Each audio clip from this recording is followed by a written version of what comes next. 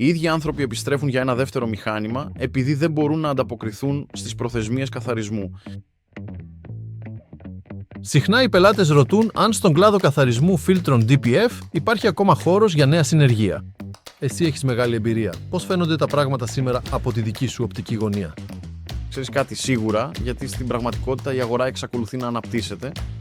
Σε ορισμένες χώρες οι άνθρωποι μόλις τώρα αρχίζουν να συνειδητοποιούν ότι υπάρχει μια τέτοια υπηρεσία και τα μηχανήματα DPF σήμερα αγοράζονται κυρίως από συνεργεία που μόλις μπαίνουν σε αυτόν τον τομέα.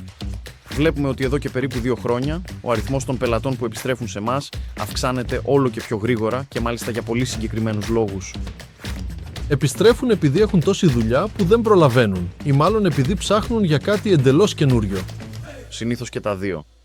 Κάποιοι αγοράζουν δεύτερο-τρίτο μηχάνημα επειδή έχουν πραγματικά πολλή δουλειά. Άλλοι αναζητούν νεότερη τεχνολογία επειδή θέλουν να εργάζονται πιο γρήγορα και πιο αποδοτικά, με μεγαλύτερη ακρίβεια, ή απλώς θέλουν να ξεχωρίσουν στην αγορά του καθαρισμού.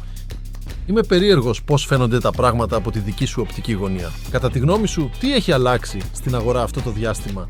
Ειλικρινά, οι περισσότεροι κατασκευαστές εξακολουθούν να πωλούν τα ίδια κλασικά μηχανήματα με την παλιά υδροδυναμική τεχνολογία, αλλά οι πελάτες επιστρέφουν όλο και πιο συχνά σε εμάς, όταν βλέπουν ότι έχεις κάτι πραγματικά μοναδικό. Ακριβώς, και για αυτές τις καινοτομίες θα μιλήσουμε σε λίγο.